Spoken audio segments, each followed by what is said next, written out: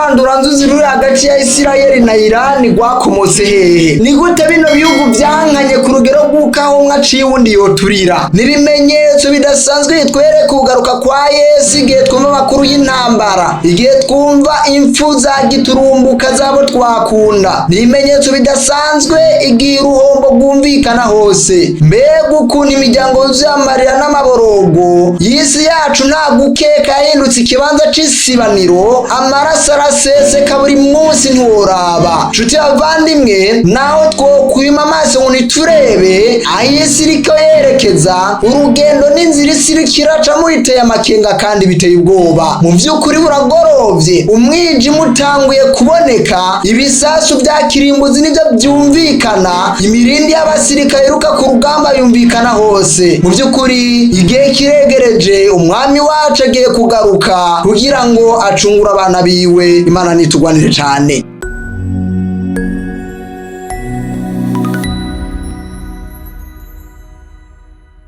Reka twongere tubaramutse ubugira kandi bashiki bacu na bene wacu dusangira urugendo rwo kuja mw'ijuru. Ubuntu n'amahoro biva kuri Data wa twese bibane namwe. Reka twongere tubakire ubugira kandi muri kino kindi ciciro c'icigwa cacu co kuri uno munsi, aho no munsi twongera kugurura kandi icumba c'ubutumwa bwiza n'ubuhanuzi, aho tukibandanya nsanganyamatsiko yacu ivuga ngo mbega ibimenyetso vy'ibihe bitubwira iki? Ni murabe buragorovye twegereje mu rugo. Amahanga arasubiranamwo, ni murabe buragorovye twegereje mu rugo. N'ibimenyetso bidasanzwe bitwereka kugaruka kwa Yesu igihe twumva amakuru y'intambara, igihe twumva impfu za giturumbuka zabo twakunda. N'ibimenyetso bidasanzwe igihe uruhombo rwumvikana hose. Mbega ukuntu imiryango yuzuye amarira n'amaborogo, y'isi yacu nta gukeka yahindutse ikibanza c'isibaniro, amaraso araseseka buri munsi ntiworaba. Nshuti bavandimwe, naho twokwima amaso ngo niturebe aho isi iriko yerekeza,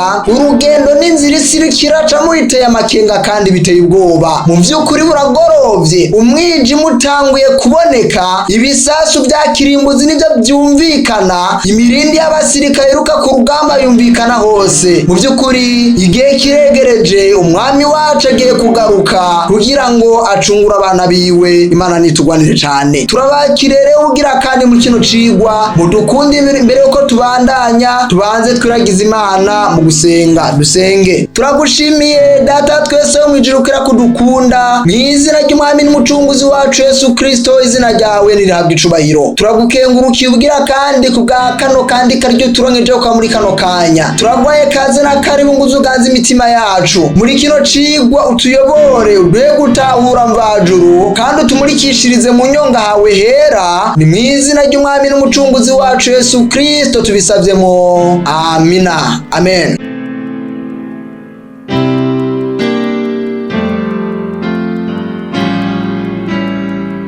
Mu cigwa giheruka twaribajije ngo mbega runo rwanko rw'umuranduranzuzi ruri hagati ya Isirayeli na Irani rwakomotse hehe? Ni gute bino bihugu vyankanye ku rugero rw'uko aho umwe aciye uwundi yoturira? Muri kano kanya gatoya dufise tugiye kumara kandi turiko twigira hamwe ico biri tubwira kuri ivyo, ariko tuza gusanga ata kindi bitwerekeza ko uretse kugura amaso yacu tukareba, kubera ko twegereje mu rugo. Vyatanguye umwaka w'igihumbi kimwe n'amajana ane na gatandatu, igihe Abisirayeli baramaze kwerekeza mu gihugu c'i Kanani.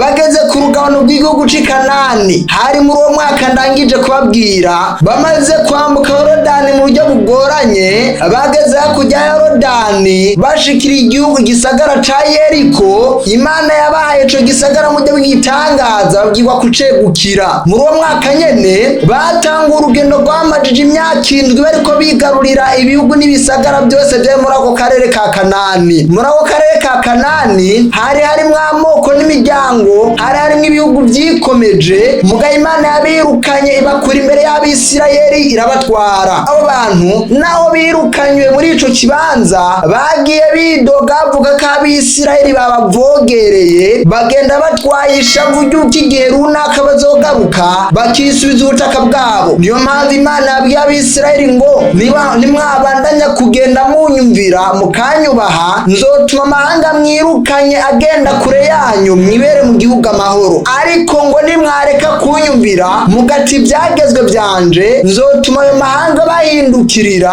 agaruke agaruke abahindukire nk'amahwa abahanda mu maso ati kandi nta mahoro muzigera mugirira muri kino gihugu. Turabireba Isirayeli y'uno munsi yamira mu ntambara, mbega ukuntu baguma bubaka bongera babomora. Ibisasu bya kirimbuzi wabo nibisanzwe kubera ko bamira muri byo, impfu zumvikana hagati muri bo. Ego n'Abisirayeli ariko bahuye n'umuvumo udasanzwe uturuka ku bugaraji bwabo no kutumvira Imana. Isirayeli imaze kugera i Kanani yamaze igihe kirekire cane itwagwa naho bitwokwita abacamanza. Muri ico kiringi igihe bumvira Imana, Imana yabaha amahoro, ikabaha umutekano, ikabaha iterambere. Ariko igihe bava kuri yo, Imana yabarungikira ubuzimire, ikabarungikira intambara. Abafilisitiya bakabatera, Abamaleki bakabatera, Abamidiyani bakabatera, eka bakaba muri izo ntambara bagahomba bagatikira bagasubira inyuma, kuko arico gihe Imana rero abasezerane kizobaha igihe bazoyiva ko bagakurikira izindi mana. Byageze igihe Isirayeli irambigwa yifuza kurongorwa n'umwami w'umuntu, ariyo mpamvu Imana yabahaye umwami wa mbere yitwa Sawuli abatwara nabi. Biba ngombwa ko Imana ibashumbusha Dawidi uwatwaye ubwoko bw'Abisirayeli imyaka 40 aburongora neza, aza gusimburwa na Salomo. Uno mugabo Salomo mu byigwa byacu by'imbere tuzomugarukako tumwige neza twitonze, ariko mu nkundire twihute cyane kubera ko nipfuza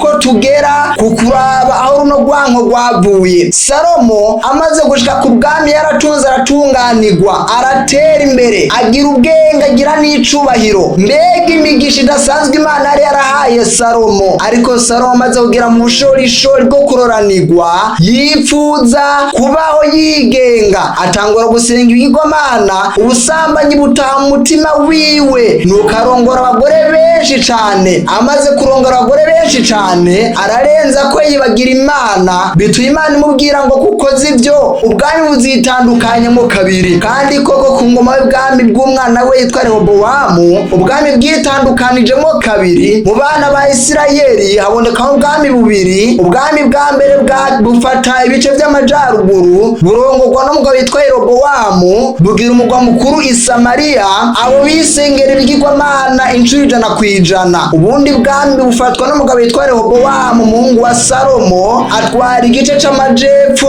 y'Ubuyuda, atwara ubwami bwitwa ubwami bw'Abayuda, bagira umugwa mukuru i Yerusalemu. Abo babandanije binanata mu gukurikira Imana kubera ko urusengero rw'Imana n'isanduku y'isezerano yari muri bo. Imana nitugwanire cane. Abo bagiye guhura n'ibihe by'intambara zari ziharawe muri ico gihe. Muri ico gihe hari asanzwe hari urugamba rwananiranye rwari hagati y'Abashuri n'abantu b'i Babuloni. Ashuri bwari ubwami bwari bukomeye muri ico gihe, bateye Abisirayeli barabatsinda barabanesha, bahangura ubwami n'ingoma yabo Abisirayeli. Nuko baraheza bazana abantu b'Abashuri babatuza canke se babagabira ibisagara by'Abisirayeli, bavangavanga abasore n'inkumi b'Abisirayeli n'Abanyashuri. Nuko imiryango 10 y'Abisirayeli irazimangana, hasigara bwa bwami bwo mu majepfo aribwo bwami bwa Yuda. Ubwo bwami bwa Yuda bwo mu majepfo bwabandanije bwankurunuka.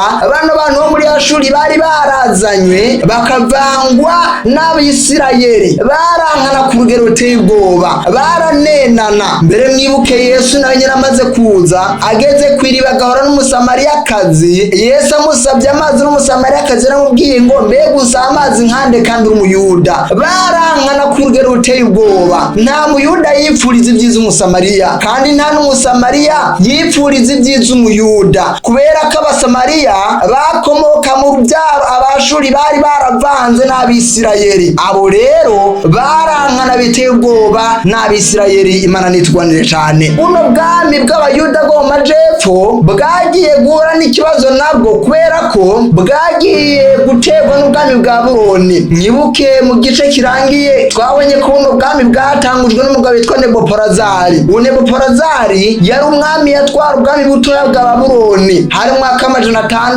626. Uno mugabo yatanguje politike z'iterambere no gukomeza ubwami bwiwe, atangura kubaka igisirikare giteye imbere, atangura guteza imbere ibijanye n'uburimyi, atangura guteza guteza imbere ibijanye n'inganda, aho tubona ko mu bwami bwiwe ari hakomoka ibikoresho byinshi dukoresha muri kino gihe c'iterambere, amakaburimbi ndetse n'ivyigwa bidasanzwe muri kino gihe bihari nk'ivyigwa vya kahise, ibiharuro, ivyigwa by'ubushakashatsi na fizike. Muri ico gihe byatangwire mu bwami bwiwe, uwo mugabo aragenda arakomera, aratera imbere, ubwami bwe bwa Buroni buratera imbere cane. Ndabibutse ko ubwo bwami bwa Buroni arico gihugu ca Irake muri ino minsi yacu. Ubwo bwami bwiwe bumaze gukomera, yatanguje urugamba rwana n'Abashuri arabanesha. Nuko ubwami bwiwe umwaka 612 butangura gutwara isi yo muri ico gihe atakagongwe, bwari bwizeye, bwari buteye imbere. Mbere mu buhanuzi bwa Daniyeli yeretswe abona ko bugeranywa n'izahabu, bwari bukize cane. Mugabo Imana irungika ubuhanuzi bucije muri Daniyeli, agenda kubwira Nebukadineza umuhungu wa Nebukadinezari ngo naho uhangamye, naho uteye imbere, ubwo bwami bwawe buzohangura, imucimbo cabwo himikwe uwundi mwami. Ubwo nabwo bwari ubwami bwa Medi na Peresi. Abamedi na Peresi bari amoko abiri bari babaye mu gihugu ca Irani y'ubu. Abamedi baba mu majaruguru ya Irani y'ubu, Abaperesi bakaba mu majepfo ya Irani y'ubu. Buno bwoko bubiri bwishize hamwe buhanga ubwami bukomeye cane n'igisirikare giteye ubwoba, batera Babuloni nka Irake y'ubu barayinesha. Muri ico gihe mwibuke ko Babuloni yari yaratwaye bunyago Abisirayeli, ibatwara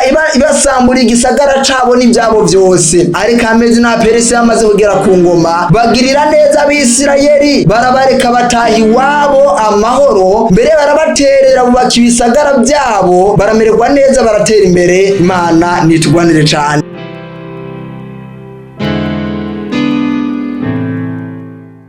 Mu nkundire tuyisome mu gitabo ca Ezira igice ca mbere umurongo wa mbere kubandanya avuga ngo mu mwaka wa mbere Kuro umwami w'Ubuperesi agiye ku ngoma, Uhoraho akangura umutima we kugira ngo ijambo yavugiye mu kanwa kwa Yeremiya ribone gushika. Nuko Kuro uwo mwami w'Ubuperesi ashinga ko abitangaza mu gihugu ciwe cose, aranavyandika ngo Kuro umwami w'Ubuperesi aravuze atora Imana nye n'ijuru yangabe ibihugu byose byo mw'isi, kandi yangezeho mwubakira ingoro i Yerusalemu mu Buyuda. Uno mwami Kuro y'Ubuperesi, iri jambo ngo Peresi ni Irani y'ubu. Iri zina ngo Irani ni rya vuba cane. Imbere mwaka w'igihumbi 1935 abantu muri Irani bitwa ngo na Peresi, igihugu cabo cari citwa Peresi, kiza guhindurirwa izina citwa Irani kubera ko Irani ubwaryo risigura abantu b'icubahiro. Rero Kuro umwami w'Umuperesi canke se umuntu wo muri Irani yari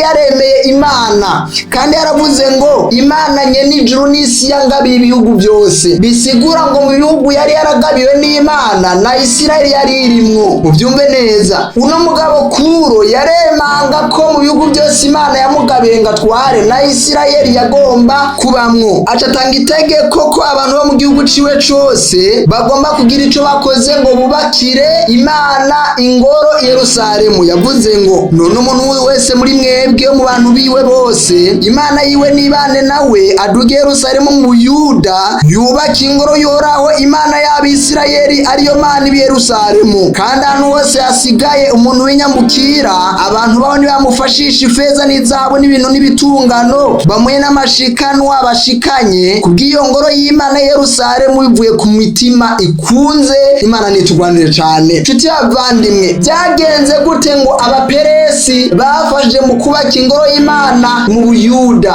abafashe mu kubaka ingoro y'Imana mu Bisirayeli, abemanga ko muri Isirayeli ariho hari Imana nzima? Byageze gute ngo bihinduke uno munsi tubabone bari mu ntambara z'urudaca? Urugwanko rwakomotse hehe? Kubera iki sekuruza wabo Kuro yemanga Imana kandi akemera ko Abayuda nabo ari mu bantu Imana yamugabiye ngo abatware, hama kandi akemera kubakira ingoro i Yerusalemu, kandi akabikora n'umutima ukunze? Byagenze gute ngo urubyaro rwiwe rwangane n'Abisirayeli kugera kuri runo rugero? Bavukanye banje, hari ico Imana yifuza kuganira na twebwe. Ntabwo ivyiyumviro by'Imana bisa n'ivyiyumviro by'abantu, kandi ico Imana yavuze igomba gushika. Ubuhanuzi Imana yanditse bugomba gusohora. Reka Imana itugire neza, reka Imana izidufashe mu vyigwa byacu by'imbere, twinjire muri ano mateka twifuza kumenya no gutaha gutahura. Imana itwugura amaso turebe mu by'ukuri ingene Satani yubatse ino nzu y'uno mugore akayitunganya neza, tukaba tugeze kwerezo ry'inzira, ibintu byaracanganye, byaradabadanganye, ibyara amahoro byahindutse intambara,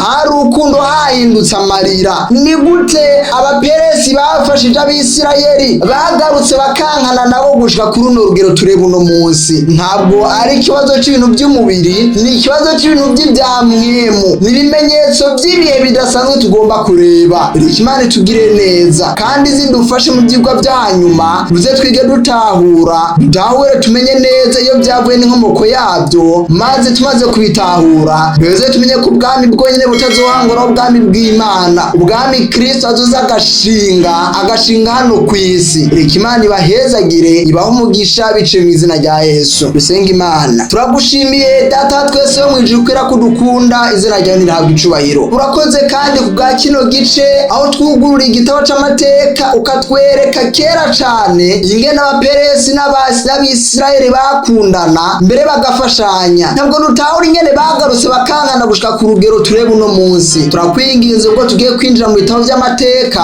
utwugurura amaso, ntitubyige ngo tubironderemo kwimenya gusa, ariko tubirondere byogira akamaro imitima yacu mu ntumbero yo kurebera ku bimenyetso by'ibihe, maze dusobanukirwe ko tugeze kwerezo ry'inzira, uko mu by'ukuri bugorovye twegereje mu rugo. Dufashe, utuyobore, utwigishe biciye mu izina rya Yesu Kristo. Amen. Amen.